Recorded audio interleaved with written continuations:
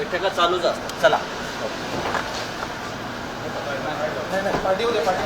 तो पाटील सर पाटील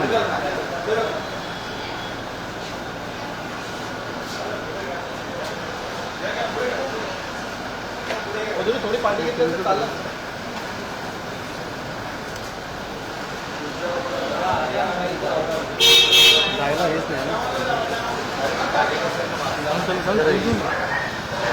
तर ठाकरे सेना आणि मनसेच्या बैठकांचं सत्र सुरू झालंय. काही वेळापूर्वी संजय राऊत आणि अनिल परब यांनी मनसे अध्यक्ष राज ठाकरे यांची भेट घेतली होती. त्यानंतर आता अनिल परब, राऊत आणि बाळा नांदगावकर यांची बैठक होते. या बैठकीमध्ये युतीच्या घोषणेसंदर्भात चर्चा होणारच आहे.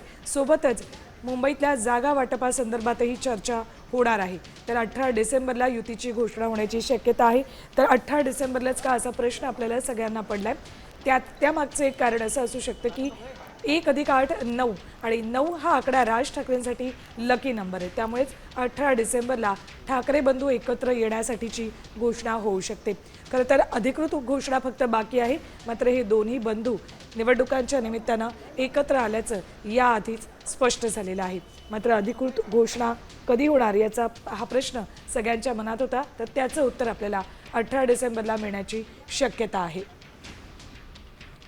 संजय राऊत सध्या अनिल परबांसोबत आहेत आणि हे दोघे काय ठरलं? राज ठाकरेंशी तुमची चर्चा झाली?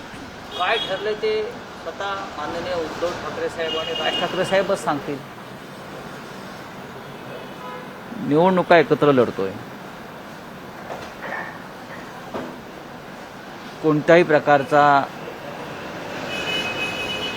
विसंवाद नाही.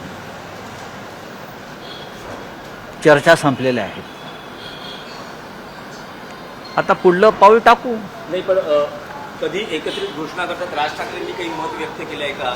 कधी असावं? राज ठाकरे साहेबांनी जर मत व्यक्त केलं असेल तर ते मीडियापर्यंत का सांगू मी? राज ठाकरे साहेब स्वतः व्यक्त करतील. आणि जागा वाटप काही असं म्हटलं जाते की आज काही एक अंतिम बैठक होऊ शकते. यामध्ये काही जे महत्वाचे निर्णय आहेत. बघा, बैठका सुरूच आहेत.